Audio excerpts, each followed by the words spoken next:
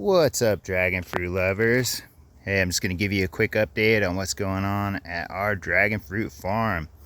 What you're looking at here is some cow manure mulch. So we got a really rich mulch with aged cow manure and plant life all mixed into one. It looks really nice and good. This is the time of the year when you want to start hitting your plants with some nutrients.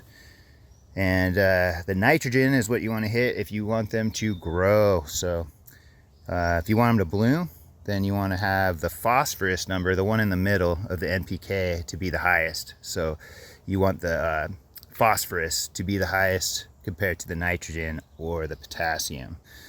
So that's what you want. So look at those bottles and you'll see the numbers, the three numbers. That's what you want to look at. But let's go down to the trellis and we'll see how we apply this. All right, so this one is Pink Panther, and we put not a whole lot of this cow manure mulch on top, but just a nice little layer. We also added some Grow Power Plus, and we're using gypsum. Now the Grow Power Plus has a pretty mild NPK, so you really can't overdo it on the Grow Power. Something you could put on year round. It's pretty general and really good. They seem to just love it. We haven't noticed a lot of yellowing over the winter time. It's been pretty good. A little bit of rust, but everything is looking pretty darn green.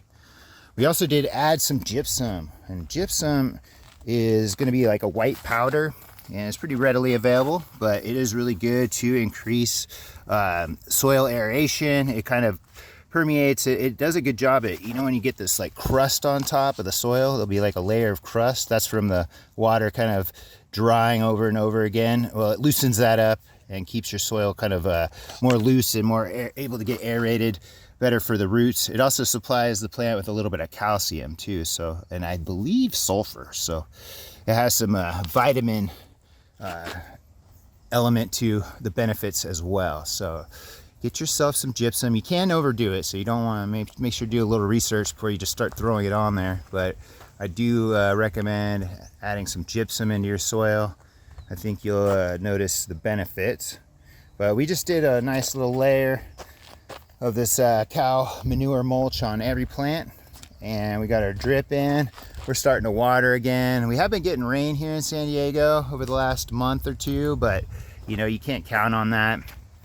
And if it's going to go 3 or 4 days, maybe 5 days at the most without water, you really got to start hitting it.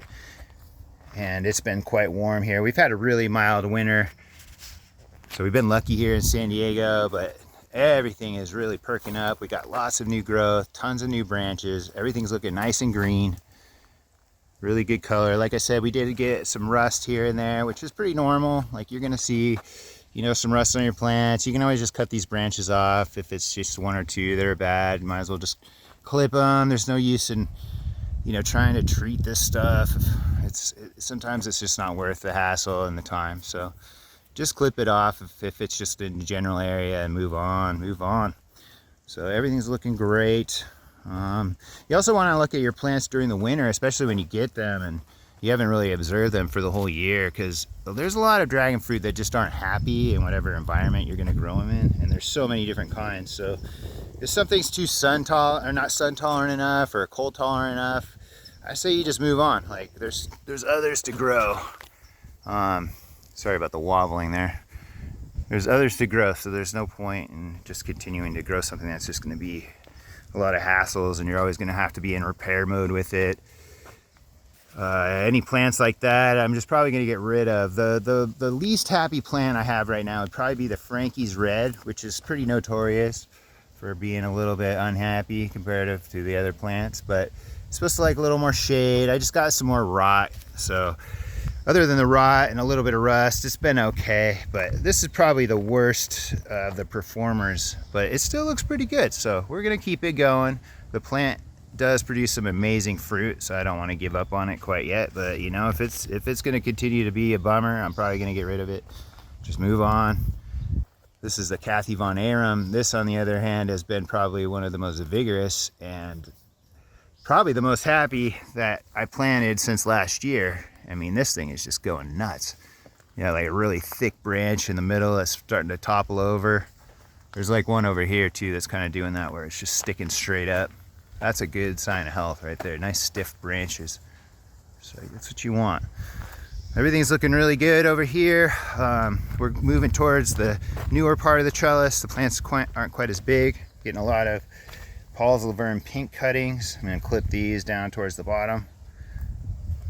And then everything else over here is pretty much topping the trellis, except for opal.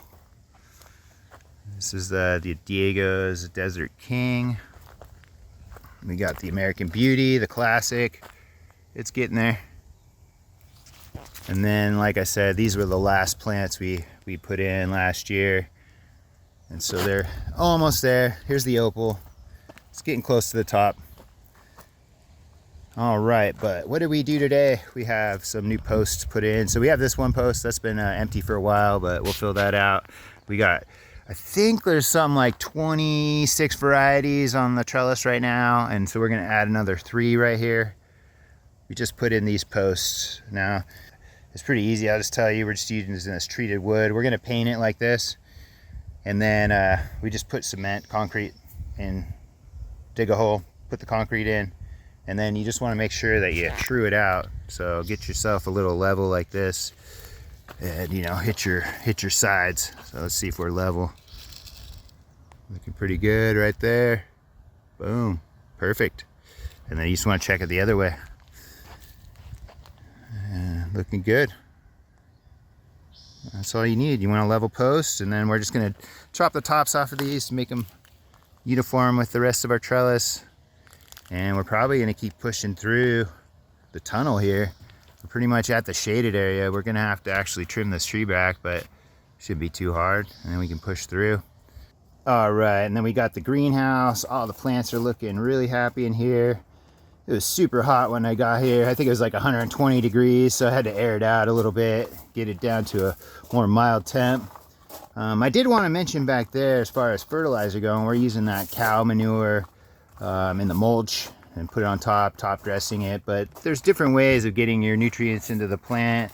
A lot of people are using like chicken manure, or you know, stuff in a bottle, or different things. There's no right way, so you want to just do your experimenting and see what works for you and what is cost effective, because a lot of this stuff costs a lot of money. So you want to make sure that you're not spending all your money on that stuff if it is available in other sources that are better for you. So I always try to see what options you got. All right, and I guess that's it for the day. Just wanted to do a quick run through the greenhouse, and hope you all have a good day. Please like and subscribe, and if you have any questions, put them in the comments. All right, I'll give you another update soon. Take care.